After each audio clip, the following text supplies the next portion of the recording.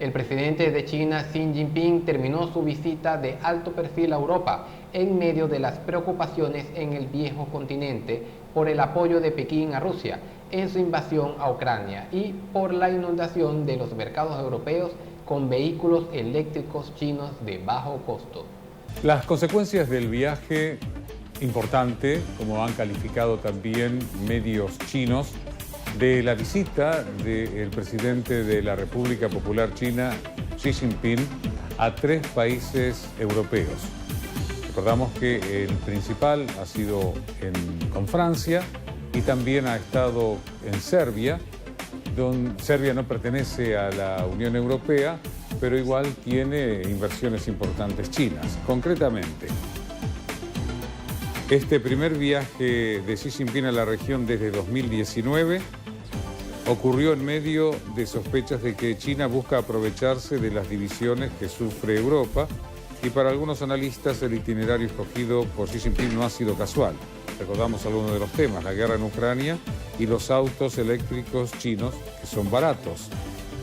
Todos los países escogidos para el viaje, es decir, Francia, Serbia y Hungría, tienen relaciones bilaterales especiales con Pekín, y agrega que los dirigentes chinos han dividido gradualmente a Europa en 2 grupos: los amigos y los hostiles a China. Y este viaje pretendía reforzar las relaciones con los del primer grupo. Los medios estatales chinos, como les comentaba, calificaron la visita de Xi a Francia como un éxito, con 18 acuerdos de cooperación alcanzados en aviación, agricultura, intercambios entre personas, desarrollo verde y otros temas.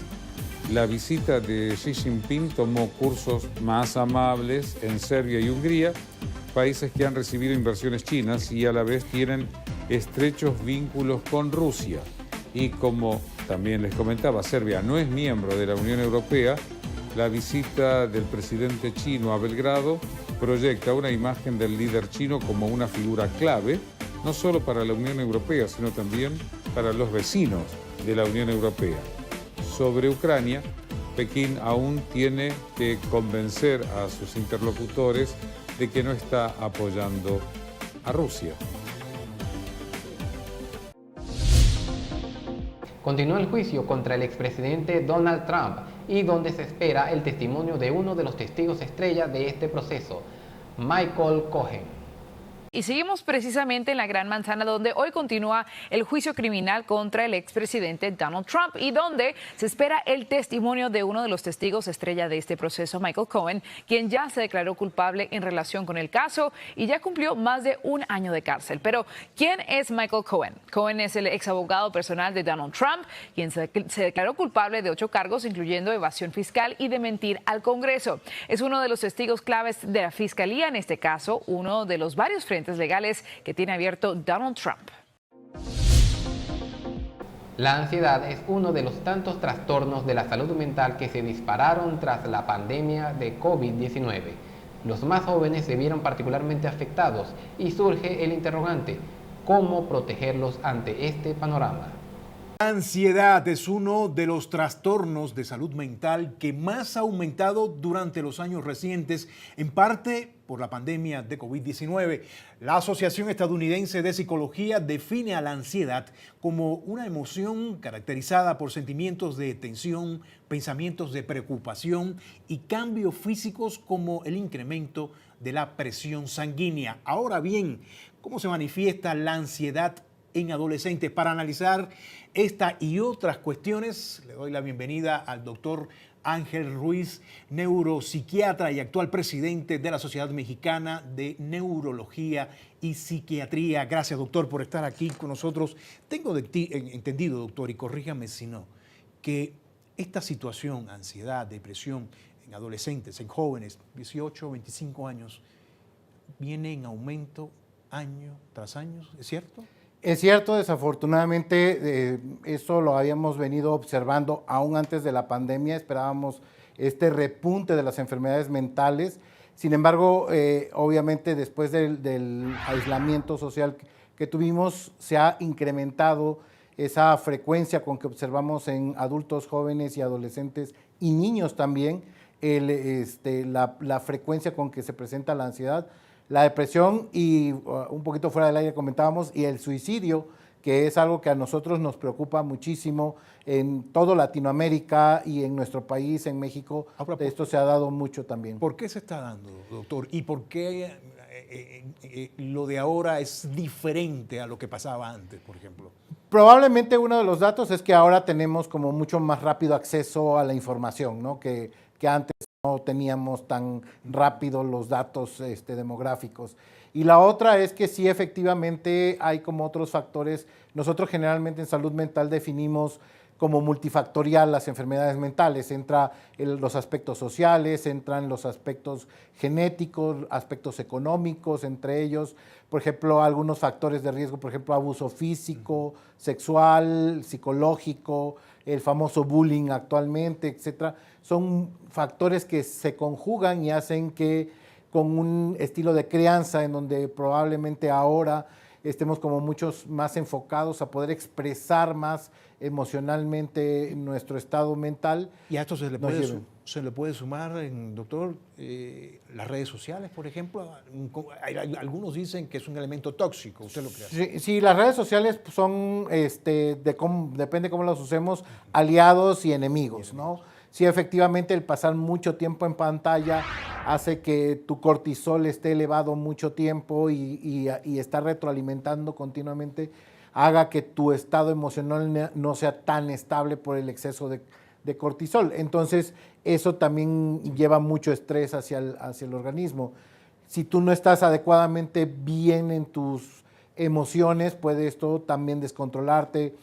Mucha información, la famosa infodemia que no podemos parar del todo, también lleva a que tengas información a lo mejor no verídica y que cuando estás todavía considerando cómo madura tu cerebro y cómo filtras la información y cómo asumes que es cierta o no, entonces de pronto te llega un impacto de información que te abruma y no sabes qué hacer con ella. Me llamó la atención, doctor, lo que hablaba del suicidio y que también ha ido en aumento. Y me imagino que tiene que ver mucho con las causas mismas que usted está explicando sobre la depresión y la ansiedad. Sí, te comentaba también que uno de los factores que identificamos probablemente también es, por ejemplo, el temprano uso de sustancias, ¿no? Actualmente los jóvenes inician años más, años menos, pero en promedio a los 12 años inician con consumo de alcohol y tabaco y también con mayor frecuencia de cannabis. Entonces, la cannabis y el alcohol y el tabaco están asociados también con incremento de depresión y ansiedad, y esto va haciendo que tengamos esta mayor frecuencia de problemas y que nos llevan al suicidio al final del día. Usted hablaba también problema genético, pero ¿dónde también está la parte de la responsabilidad?